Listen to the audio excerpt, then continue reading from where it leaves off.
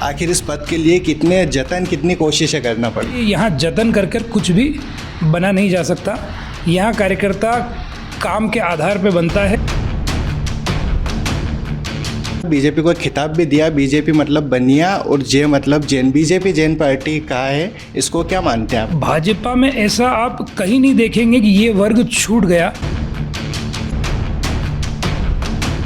पर बीजेपी में गुटबाजी है या प्रतिस्पर्धा है नेता में, क्या मानते हैं? यहाँ गुटबाजी जैसी कोई बात नहीं है, राजनीतिक क्षेत्र है। नमस्कार, द वॉचमैन पोस्ट में आपका स्वागत है और मैं हूं आपके साथ तबरेज़ अफगान। हमारे साथ आज नीमच ज़िले की ऐसी शख्सियत है जो विश्व की सबसे बड़ी पार्टी में नीमच ज़िले में अनेकों पदों पर रहते हुए प्रदेश स्तर तक का सफ़र तय किया है। अभी बात कर रहे हैं नवनियुक्त जो प्रदेश अध्यक्ष है ओबीसी वर्ग मोर्चा के पवन पाटीदार की। वे आज हमारे साथ मौजूद है। जी स्वागत है पवन जी पाटीदार आपका द वॉचमैन पोस्ट में। धन्यवाद तबरेज़ भाई, धन्यवाद। जी, देखा जा रहा है कि जो भाजपा है उसको विश्व की सबसे बड़ी पार्टी कहा जाता है, 13 करोड़ सदस्यों की पार्टी है। उसमें आपने प्रदेश स्तर तक का मुकाम हासिल किया है, नीमच ज़िले में ज़िला अध्यक्ष रहते हुए और कई पदों पर रहते हुए। आखिर इस पद के लिए कितने जतन कितनी कोशिशें करना पड़ी? ये 18 करोड़ की पार्टी है, विश्व की सबसे बड़ी पार्टी है। और जहाँ तक हम बात करें, इतनी बड़ी पार्टी ही इसलिए है क्योंकि पार्टी विद डिफरेंस है, अन्य दलों से अलग है। तो अगर अन्य दलों से अलग है तो आप समझ सकते हैं कि यहाँ जतन कर कर कुछ भी बना नहीं जा सकता। यहाँ कार्यकर्ता काम के आधार पे बनता है, उसका अपना एक आकलन होता है और कब उसका निर्णय होता है वो उसे मालूम भी नहीं पड़ता। तो जतन का कोई प्रश्न खड़ा नहीं होता है। जी, जैसा कि देखा जा रहा है कि प्रदेश के अंदर आपको इतना बड़ा पद मिला है ओबीसी वर्ग को लेकर। मध्य प्रदेश के अंदर जो ओबीसी वर्ग है, ओबीसी बाहुल्य क्षेत्र है अपना मध्य प्रदेश, 52 से 54% की आबादी है। नीमच ज़िले की बात करें तो 58 से 62% आबादी ओबीसी वर्ग की है। आप क्या मानते हैं कि बीजेपी ने किस तरह का जो है उनको हिस्सेदारी दी है, चाहे राजनीतिक हिस्सेदारी हो, चाहे उनके पार्टी के नेतृत्व की बात हो, क्योंकि सत्ताधारी पार्टी विश्व की सबसे बड़ी पार्टी, क्या मानते हैं? निश्चित रूप से बहुत बड़ी आबादी है ओबीसी वर्ग की, पिछड़ा वर्ग की। और जहाँ तक भारतीय जनता पार्टी की बात है तो भारतीय जनता पार्टी सबका साथ सबका विकास इस फॉर्मूले पर काम करती है। और ओबीसी वर्ग की अगर हिस्सेदारी की बात करें हम राजनीति में, तो आपको स्पष्ट रूप से नज़र आएगा कि देश के प्रधानमंत्री नरेंद्र मोदी जी ओबीसी वर्ग से आते हैं। अब मध्य प्रदेश के मुख्यमंत्री मोहन यादव जी ओबीसी वर्ग से आते हैं। तो इसलिए निश्चित रूप से ओबीसी की भागीदारी तो स्पष्ट रूप से नज़र आती है। जी, जिस ज़िले से आप प्रदेश अध्यक्ष बने ओबीसी से, उसी ज़िले से अभी थोड़े दिन पहले एक आवाज़ उठी, राजपूत समाज के युवाओं ने कहा कि बीजेपी को एक खिताब भी दिया, बीजेपी मतलब बनिया और जे मतलब जैन। बीजेपी जैन पार्टी कहा है, इसको क्या मानते हैं आप? और नीमच ज़िले में किस तरह की हिस्सेदारी? राजपूत समाज के मित्र भी मेरे भाई हैं, मेरे बंधु हैं। और बहुत बार जब कोई भी टीम घोषित होती है, बहुत बड़ी अन्य प्रकार के समाजों की बड़ी संख्या है भारत देश के अंदर, हर ज़िले के अंदर। और इसीलिए ये खूबसूरत रंग बिरंगा गुलदस्ता है ये भारत देश। तो भागीदारी देने का प्रयास कि मंडल की टीम में कोई आए, कोई ज़िले की टीम में आए, कोई मोर्चे में आए, ये प्रयास भारतीय जनता पार्टी का रहता है। और जहाँ तक हम बात करें तो राजपूत वर्ग की हम बात करें तो हमारे विधायक जी सम्मानित दिलीप सिंह जी परिहार उसी वर्ग से आते हैं। अभी हमारे एक और प्रदेश कार्य समिति के सदस्य हैं और जो करण सिंह जी परमार, वो उसी वर्ग से आते हैं। भाभी है रंजना जी परमार, वो नगर पालिका की उपाध्यक्ष है, मंडल अध्यक्ष है हमारे मोहन जी राणावत। तो भाजपा में ऐसा आप कहीं नहीं देखेंगे कि ये वर्ग छूट गया।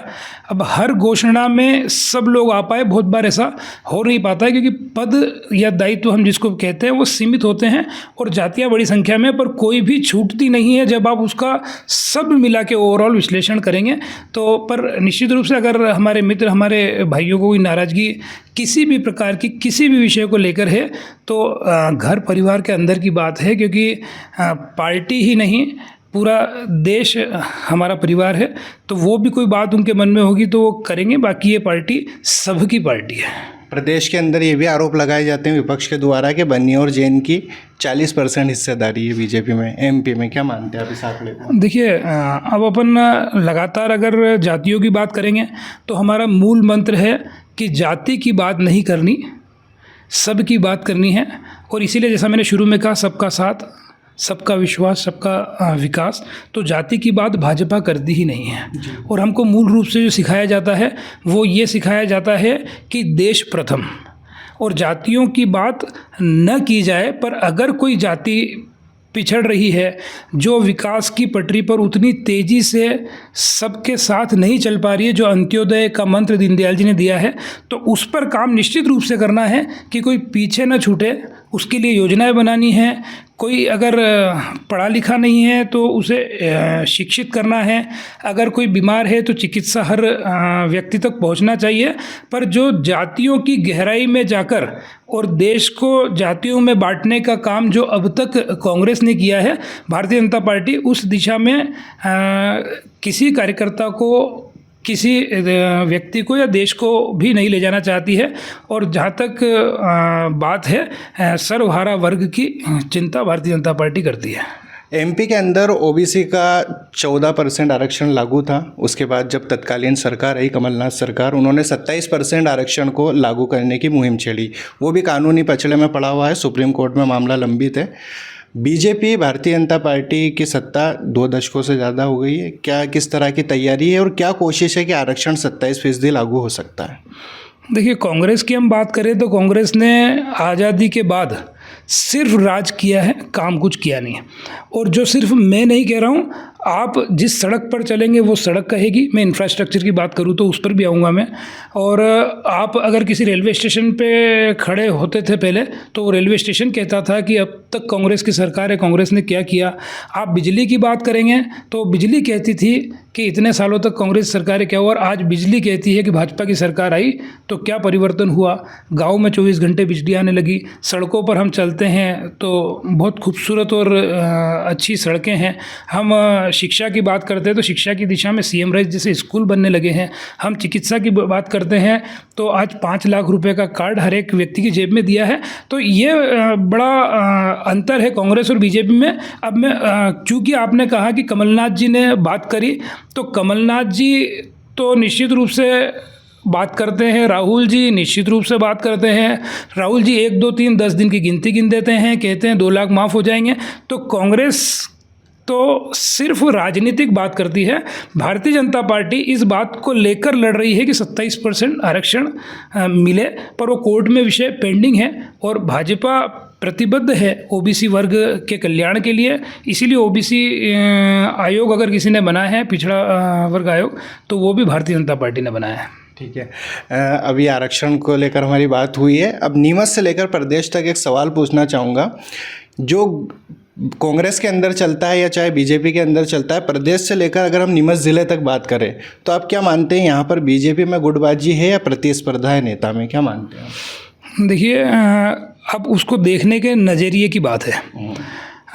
परिवार बहुत बड़ा है, और जब बहुत बड़ा परिवार होता है, हम छोटे से परिवार में रहते हैं जहाँ हमारे 5 सदस्य होते हैं, माता पिता, 2 बच्चे और दादा दादी। कहीं जहाँ 6 सदस्य, 5 सदस्यों के परिवार में भी मत अलग अलग होते हैं कि वो चाहता है कि इस काम को ऐसे किया जाए कोई परिवार में। तो जब 5 लोगों में अलग अलग किसी बात को लेकर सोच हो सकती है, तो भारतीय जनता पार्टी आज एक वटवृक्ष के रूप में खड़ी है। जैसा आपने ही कहा कि देश ही नहीं, दुनिया के सबसे बड़े राजनीतिक दल के रूप में खड़ी है, सबसे ज़्यादा सदस्यों वाले।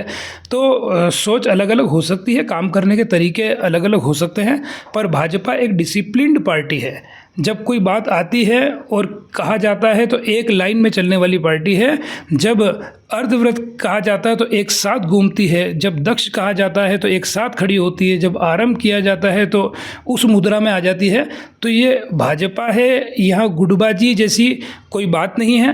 राजनीतिक क्षेत्र है, कभी कभी कोई विषय पर अलग अलग सोच और मतभेद हो सकता है। जी, हमने तो नीमच में आपके जिला अध्यक्ष रहते हुए देखा कि यहाँ पर लोकार्पण के नाम को लेकर, चाहे किसी भी तरह के पोस्टर को लेकर हर तरह का विवाद हुआ है। नाम मिटाओ, पोस्टर फाड़ो, ऐसी भी राजनीति नीमच ज़िले में देखने को मिली। इस राजनीति को किस तरह से देखें?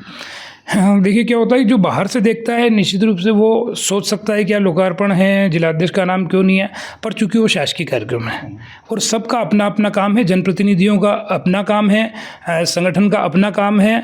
जब हम बहुत सोचने लगते हैं कि वहाँ मेरा फ़ोटो, वहाँ मेरा फ़ोटो, तो वो भारतीय जनता पार्टी को अगर ठीक से किसी कार्यकर्ता ने समझ लिया है तो वो सोचने की बजाय ये सोचता है कि मुझे काम क्या दिया है और मुझे करना क्या है और मेरी भूमिका क्या है।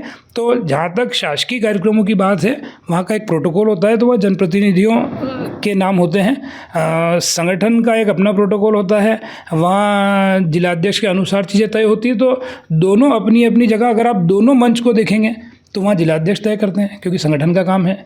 वहाँ निश्चित रूप से एक शासकीय कार्यक्रम है तो प्रशासन अपने हिसाब से तय करता है क्योंकि शासकीय कार्यक्रम है। तो नाम के होने और नहीं होने में बहुत दूर से देखने वाला आदमी कुछ लग सकता है, पर हम लोग समझते हैं कि वो कुछ अलग नहीं है, किसी ने काटा या जोड़ा नहीं है, वो एक सिस्टम का अंग है। कार्यालय तो कार्यकर्ताओं का होता है। कार्यकर्ताओं के बीच में जब आप जाते हैं आज से 2 दिन पहले, वहाँ पर भी आपको तरजीह नहीं मिली। कार्यक्रम था, हालांकि विधायक का कार्यक्रम था बताया जा रहा है। जब आपने वहाँ पर भाषण दिया, आपके उद्बोधन को नहीं जोड़ा गया, आपकी पार्टी कार्यालय से प्रेस नोट जारी हुआ, आपको तरजीह तवज्जो नहीं दी गई। क्या मैं इसमें भी यही कहना चाहूँगा, होता क्या है, हम यहाँ 6 लोग, 2 लोग, 3 लोग कहीं पर भी होते हैं।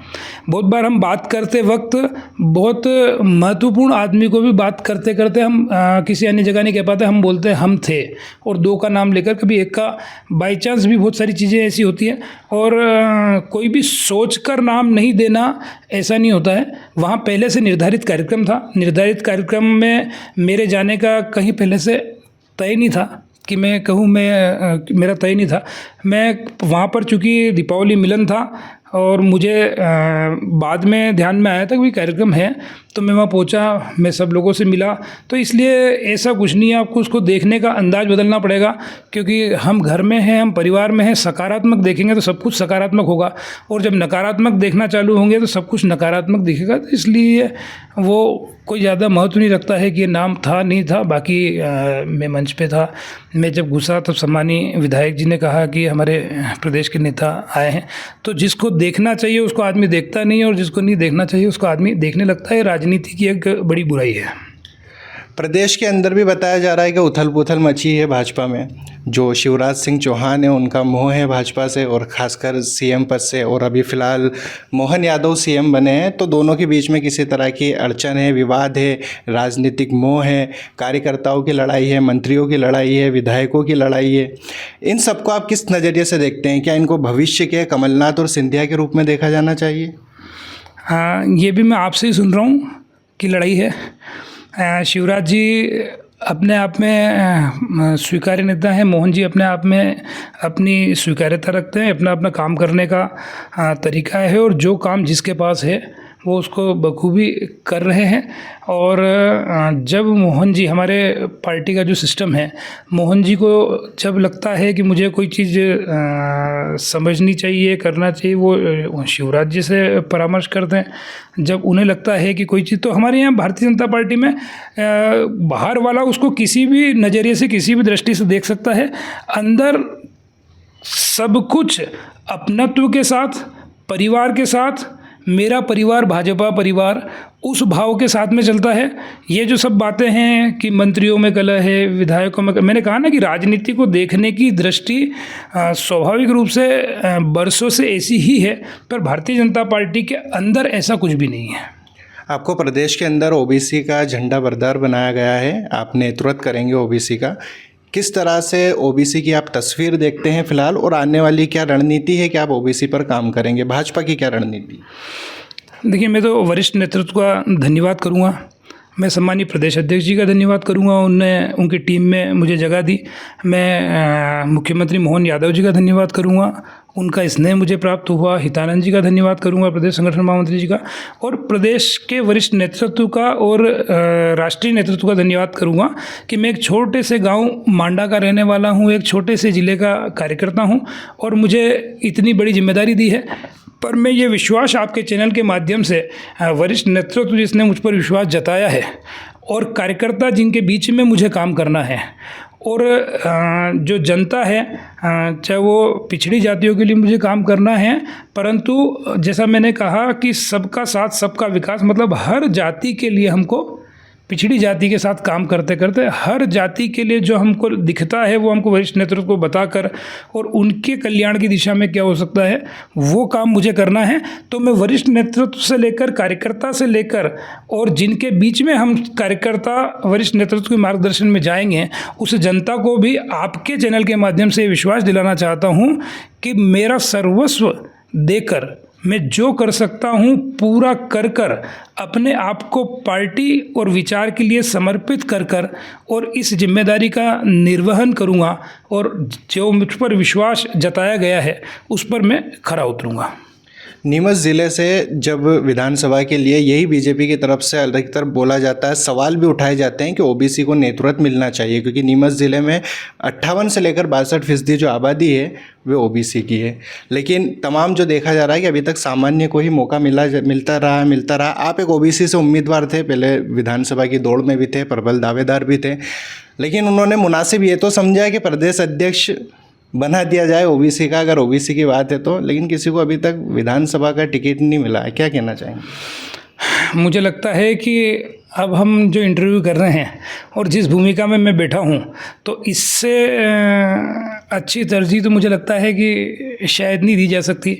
कि मैंने जैसा कहा, एक छोटा सा कार्यकर्ता, सामान्य से कार्यकर्ता को अगर ये महत्व मिला है, तो मतलब नीमच ज़िले की बात करूँ, उज्जैन संभाग की बात करूँ, तो ओबीसी वर्ग को इससे बड़ा महत्व और क्या मिल सकता है, उस कार्यकर्ता को इससे बड़ा महत्व और क्या मिल सकता है। इसलिए ये तो आप अभी देख रहे हैं और जो निर्णय हुआ है उसमें स्पष्ट रूप से दिखता है। इसलिए अब इस ज़िले पर या इस क्षेत्र पर या उज्जैन संभाग पर या मध्य प्रदेश में भी जैसी भाजपा की कार्यप्रणाली है, इस प्रकार के प्रश्नों के उत्तर की आवश्यकता ही नहीं है, ये अपने आप में उत्तर है।